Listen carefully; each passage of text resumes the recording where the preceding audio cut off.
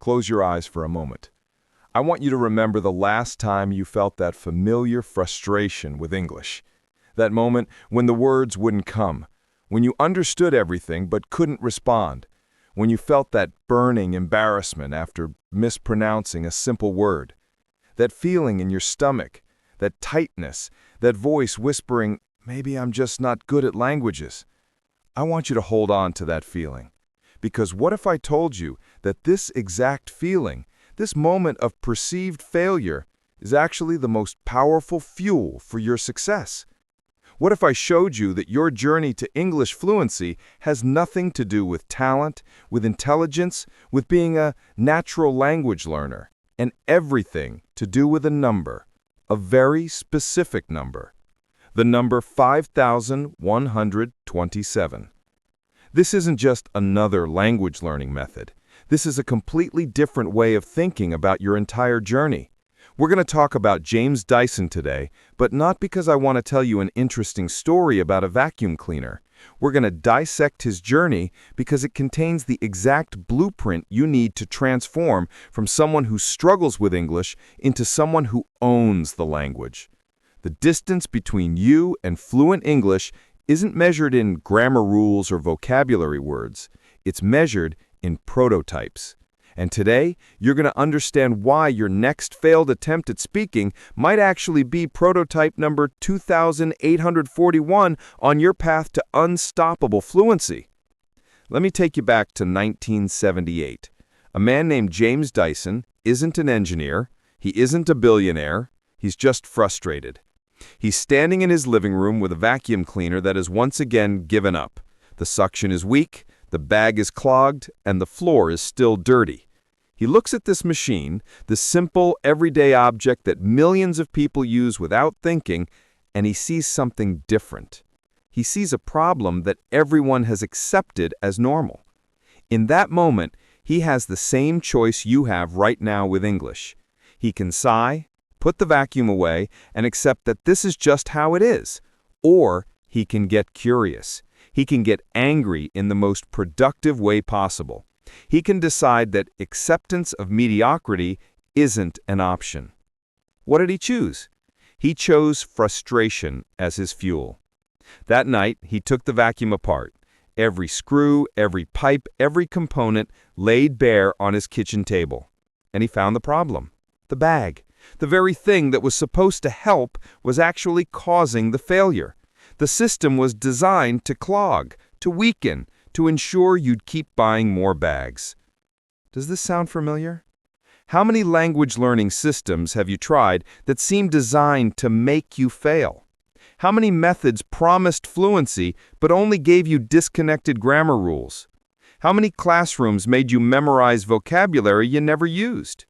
You've been using vacuum cleaners with bags, my friend, and today we're building something different. Dyson asked a dangerous question, a question that breaks systems. What if a vacuum never needed a bag? What if there was no clogging, no loss of suction, no planned obsolescence, just pure, powerful, consistent airflow? When he asked this question, the entire industry laughed at him. They said it was impossible. They said it violated physics. They said consumers would never want it. But he had seen something they hadn't. A sawmill using cyclonic separation to spin dust from air. The principle was there. The application just needed to be created. Now let me ask your dangerous question. What if I could learn English without the constant frustration? What if I could speak without overthinking? What if I could understand movies without subtitles? What if I could have conversations that flow naturally? The experts might tell you it takes years, that you need special talent, that adults can't learn languages as well as children. They're selling you bags, my friend. They're invested in you believing the old system. But you've seen glimpses of the cyclone principle in your journey. That moment when you understood a sentence without translating, when a word came to you automatically, when you thought in English for just a second. The principle is there. The application just needs to be built. So Dyson went to his garden shed. No fancy lab, no team of engineers, no corporate funding. Just a man with an idea and relentless determination. He built his first prototype from cardboard and tape. It was ugly, it was crude, and it failed spectacularly. So he built another, and another, and another. This is where your mind needs to make a crucial shift. I want you to stop thinking about failed English attempts and start thinking about prototypes. Let me be very clear about what a prototype is. A prototype isn't a failure. A prototype is an experiment. It's data collection. It's the process of turning what if into what is. When Dyson's prototype number 137 failed, he didn't think, "I'm terrible at engineering." He thought, "Interesting. That specific angle creates turbulence. Let me adjust to 37 degrees in the next version."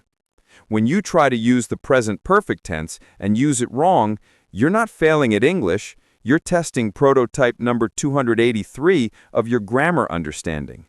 The result is fascinating. I need to understand the connection to the present moment better.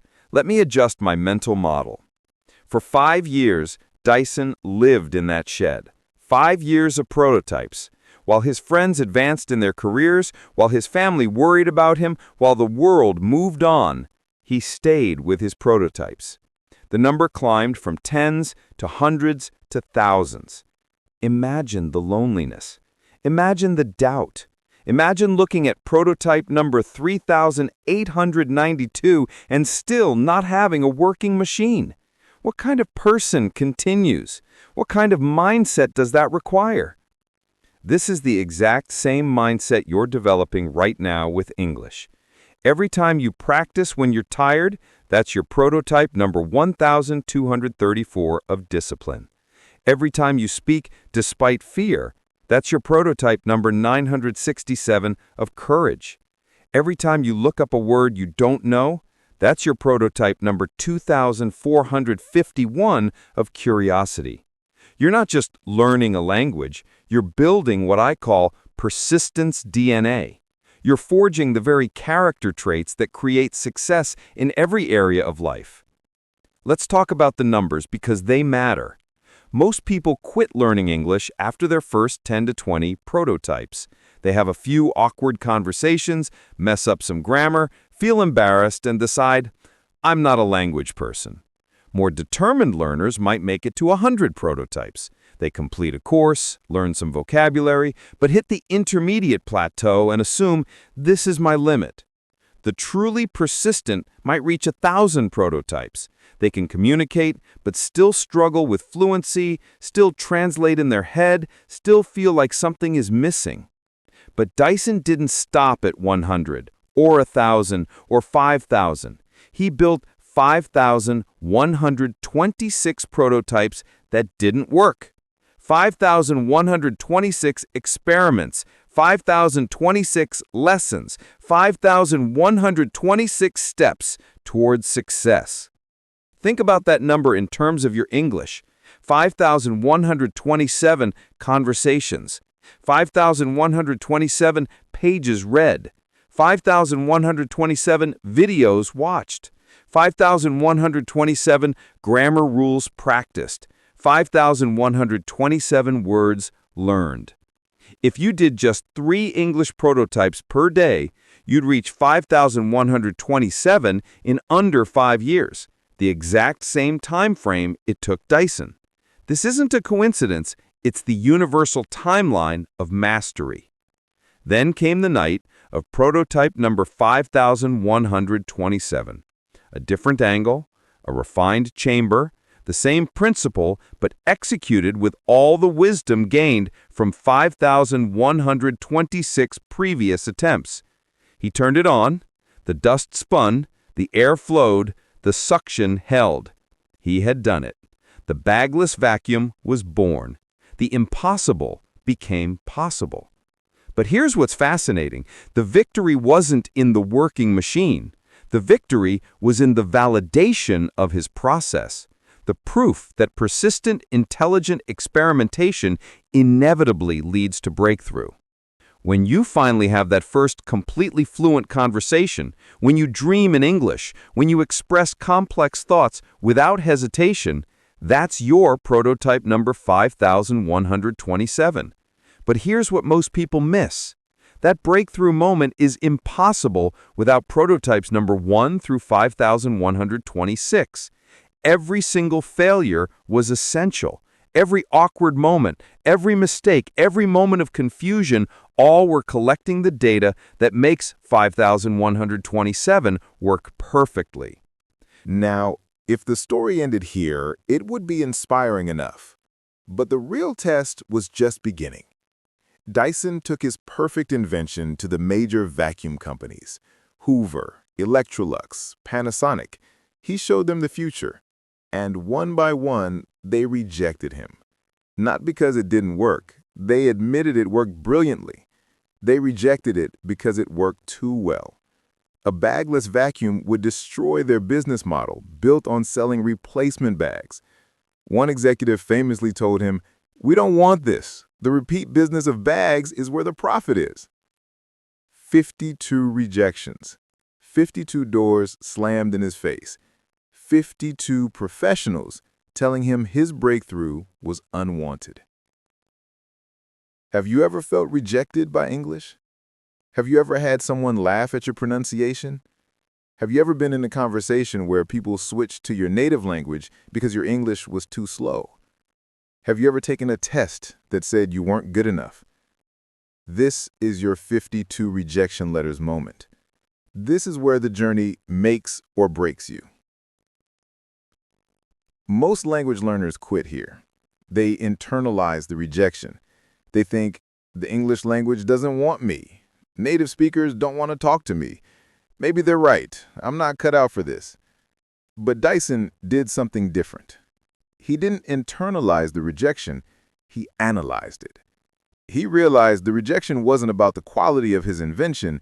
It was about protecting a broken system. The English system might reject you too.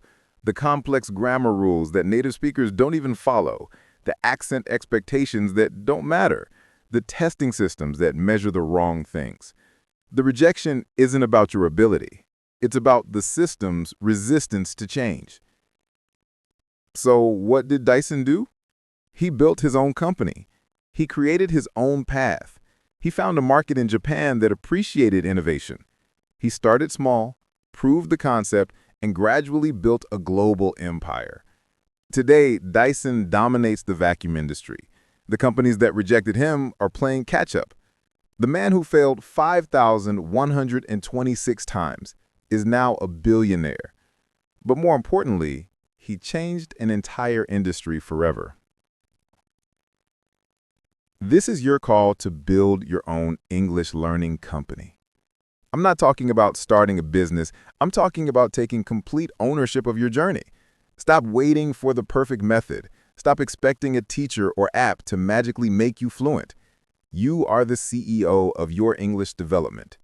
You are the head of R&D. You are the quality control department. Every prototype is your responsibility. Every failure is your data.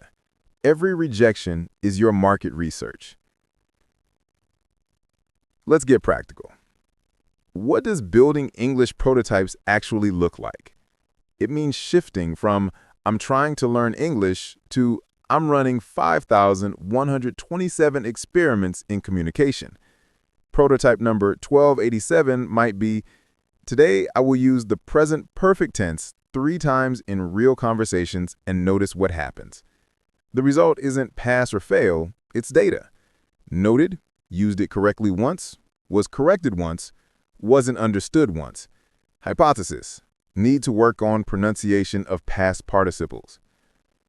Prototype number 2451 might be, listen to an English podcast at normal speed for 15 minutes without stopping, even if I don't understand everything. Data collected, caught about 60% of content. Key insight, when I stop panicking about unknown words, I understand more context. Prototype number 4892 might be, have a 5-minute conversation without using my native language at all, even if I have to describe words I don't know. Data successfully described hardware store using basic vocabulary. Learning circumlocution works better than I thought. Every single interaction with English becomes a deliberate experiment. You're not just passively consuming content or mechanically doing exercises. You're actively testing hypotheses about how the language works. You're collecting data about what methods work for your brain. You're iterating, refining, and progressing with the precision of a scientist and the passion of an artist. The beautiful, almost magical thing about this process is that the number of 5,127 isn't a literal countdown. You don't know which prototype will be the breakthrough. It might be 842. It might be 3,209. It might be 5,127. The uncertainty is the point. It keeps you engaged in the process rather than attached to the outcome. You stop asking, "Am I fluent yet?" and start asking, "What did I learn from today's prototypes?" This transforms the emotional experience of learning. Embarrassment becomes data collection. Frustration becomes curiosity.